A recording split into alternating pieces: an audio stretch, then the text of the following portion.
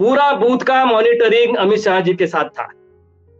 और एक एक आदमी के बाद एक बूथ के ऊपर अगर कितने वोटर्स है, वो वोटर्स के घरों में जाकर उन्होंने कांटेक्ट किए हुए। आप इस बात को समझिए, विश्वकर्मा योजना का लाभ ये पूरा अभी 30 दिन में यही काम होने वाला है। जितने भी ओबीसी है विश्वकर्मा में, ओबीसी का ही योजना है वो।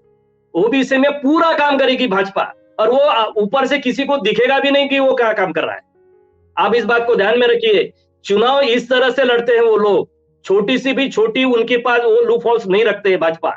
मैं भाजपा की कार्य पद्धति से, मैं भाजपा का कोई बहुत बड़ा प्रवक्ता और ये ऐसा नहीं है।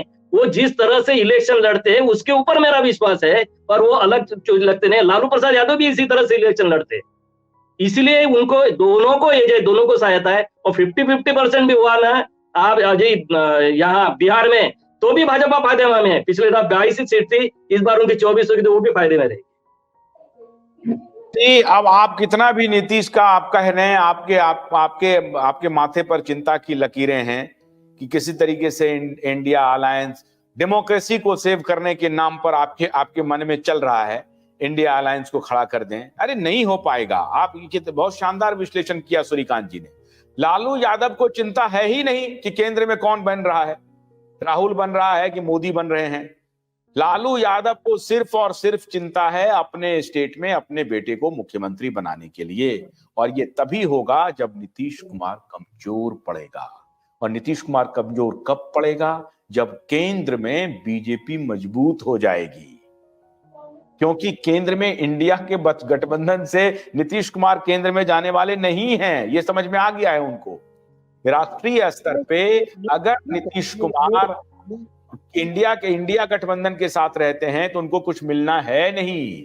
ऐसी स्थिति में बीजेपी मजबूत हो जाए, इतनी मजबूत हो जाए कि केंद्र में उनकी सरकार बन जाए और बिहार में डर हो जाए, तो लालू जी का जो गाड़ी है वो चलेगा।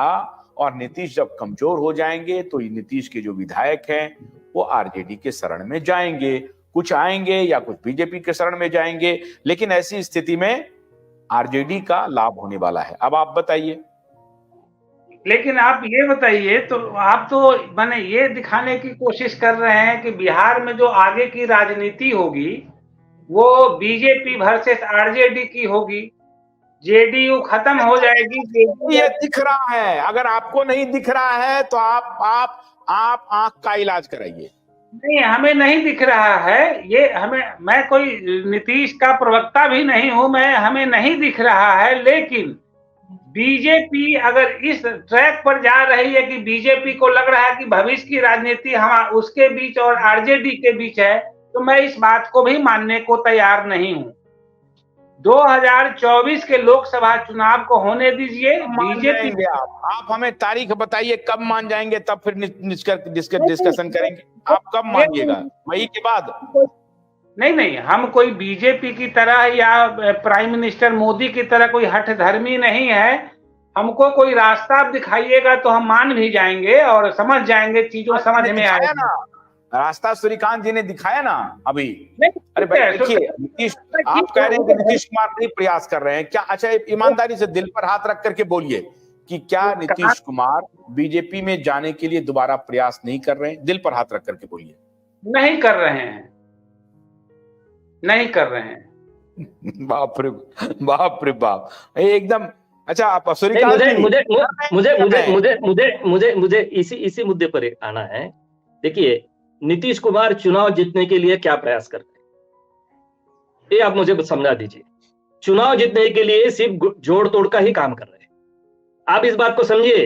वो जुड़ने की कोशिश कर रहे हैं, एक से तोड़ने की कोशिश कर रहे हैं, दूसरे से जुड़ने की कोशिश। इसका मतलब है कि वो खुद के बलबूते ऊपर अभी चुनाव जीते नहीं पाएंगे। आज के हालत में जितनी कोशिशें नीतीश कुमार कर रहे हैं चुनाव जीतने के लिए, उसके कोई कोशिश नहीं कर रहा है। और वो खुद के पार्टी के लिए नहीं कर रहा है।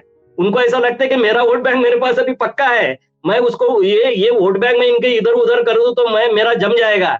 ऐसी हालत में वो कोशिश वही कर रहे हैं साहब। वो देखिए, लालू यादव अपनी तरह से कोशिश कर रहे हैं पार्टी बढ़ाने की। इसकी जरूरत है या नहीं है? भाजपा भी वही कह रही है। आप इस बात को समझ लीजिए। मजबूरी सिर्फ नीतीश कुमार की हो गई। नहीं हम जोड़ तोड़ का ही कर रहा है। वो खुद का पार्टी बढ़ाने का, खुद का वोट बैंक बढ़ाने के लिए कोई कोशिश नहीं कर रही, खुद की स्पेस बढ़ाने के लिए कोई कोशिश नहीं कर रही, दूसरे की स्पेस हटाने की कोशिश कर रही है।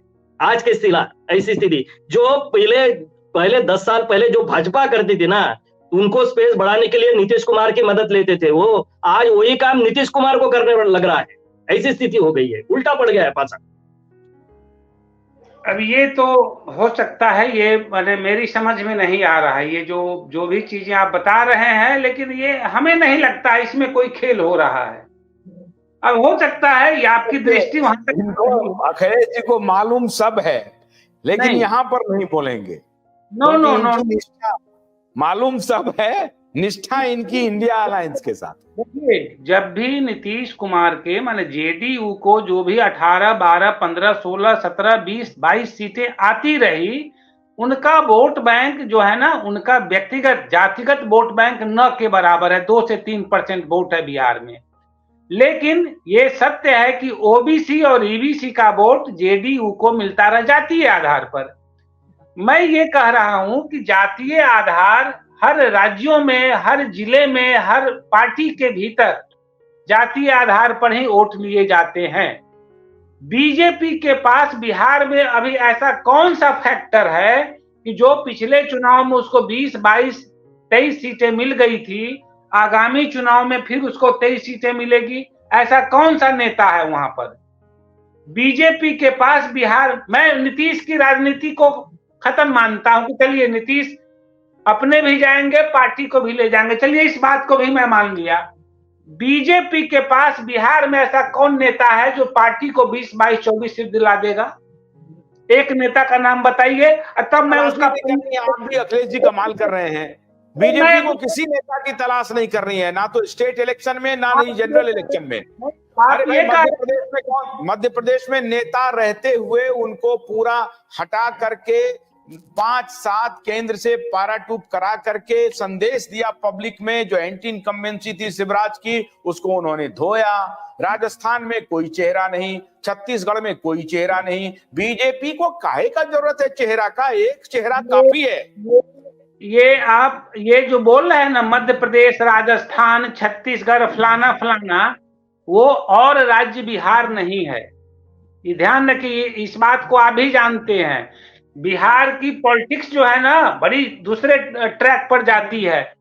बिहार में जब तक देखिए, ये जो 3-4 नेता थे जो बूढ़े, अब सारे बूढ़े हो गए हैं, वहां पर नरेंद्र मोदी का एक योजना केवल लागू, चिराग पासवान आ गया, उधर जीतन राम मांझी आ गया, सहनी भी इधर कूदने में आने में लगा हुआ है। ये बाकी छोटी वो तो गया जेडी, अरे वो तो गया उस लालू यादव के साथ।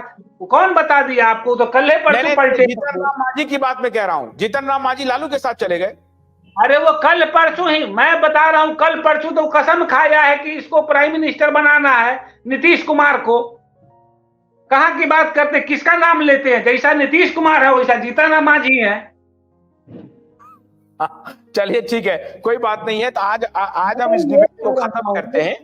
आज हम इस डिबेट को खत्म करते हैं। अखिलेश जी बहुत गुस्सा में आ जाएंगे। तो अभी खत्म करते हैं। देखते हैं 2024 अभी का इलेक्शन अभी आना बाकी है, लेकिन ये आज के डिबेट से तय हो गया कि नीतीश कुमार के, या कह लें तो एनडीए में दरवाजे बंद हैं, या नीतीश कुमार जाना ही नहीं चाहते हैं। तो ऐसा लग रहा है कि नीतीश कुमार को अब चाहे जैसे भी हो इंडिया अलायंस में ही रह के चुनाव लड़ना है। और अगर इंडिया अलायंस में नीतीश कुमार चुनाव लड़ते हैं तो इस बार 2015 नहीं होगा जो विधानसभा में हुआ था, 2019 भी नहीं होगा। इस बार 2024 बिल्कुल बदला हुआ होने की संभावना है। जब तक नतीजे नहीं आएंगे तब तक तो लोग कयास लगाएंगे। मेरा मानना है ज्यादातर, और अखिलेश जी भी इस बात को समझते हैं कि नीतीश कुमार की स्थिति बहुत बेहतर नहीं है। ये तो आने वाला वक्त बताएगा। बहुत बहुत शुक्रिया अखिलेश जी और सूर्यकांत जी, आप दोनों का बहुत बहुत शुक्रिया। कल प्रहार में किसी और मुद्दे के साथ फिर चर्चा करेंगे। आज अनुमत दीजिए, नमस्कार।